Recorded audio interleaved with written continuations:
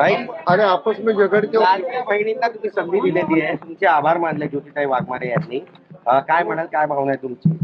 खरं म्हणजे आमचा शिवसेना पक्ष जो आहे हा सर्वसामान्य कार्यकर्त्यांचा पक्ष आहे आणि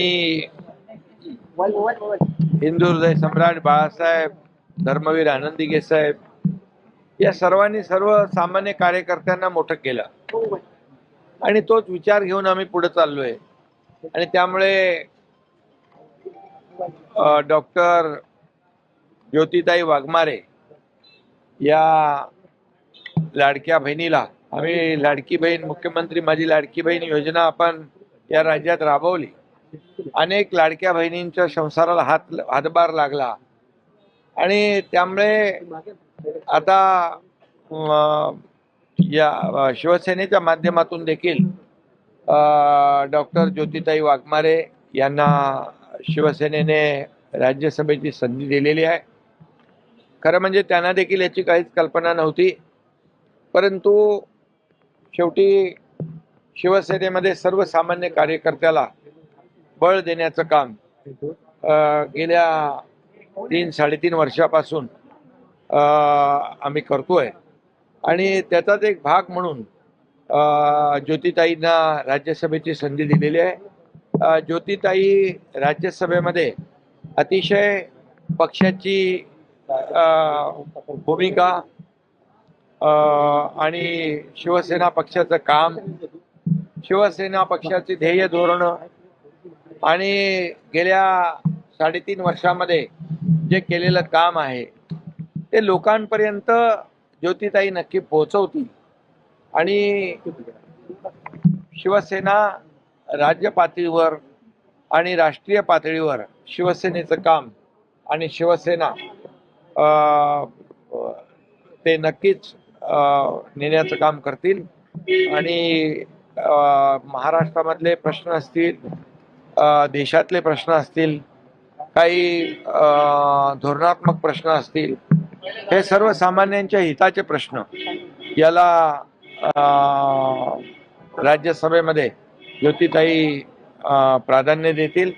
आणि मला विश्वास आहे की शिवसेनेने केलेली निवड जी आहे ती अतिशय सार्थक ठरेल आणि सर्वसामान्य माणसाला न्याय देण्याचं काम, अतिशय सर्वसामान्य घरातली ही आमची बहीण आहे.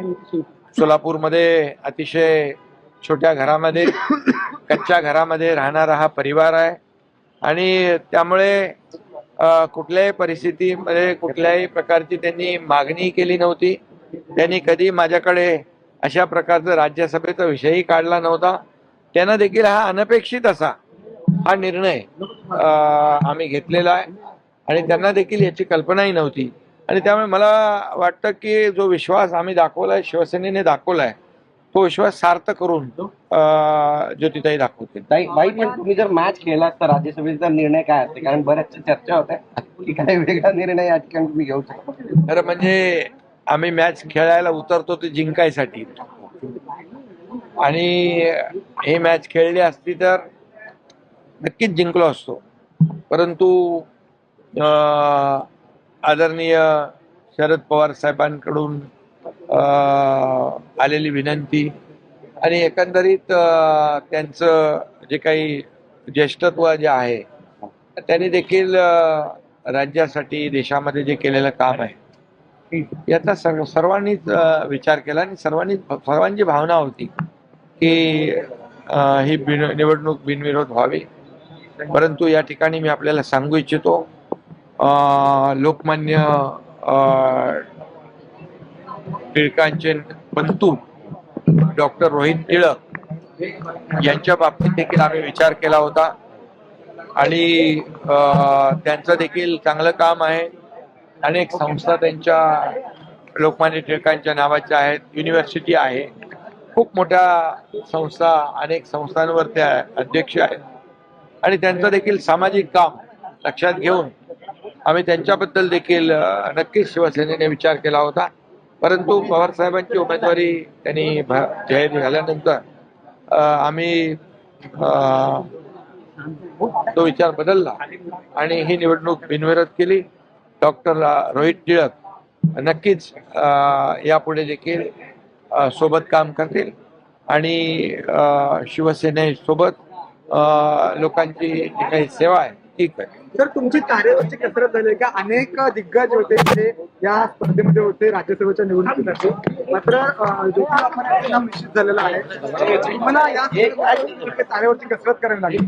ते बघा, एक लोकांमध्ये कार्यकर्त्यांमध्ये एक चांगला संदेश गेलेला आहे, का मेसेज गेलेला आहे की चांगलं काम केलं, आपण पक्षासाठी काम केलं, पक्षाच्या ध्येय धोरणांसाठी काम केलं आणि समाजासाठी काम केलं, प्रामाणिकपणे कष्ट घेतले तर नक्कीच पक्ष विचार करत असतो.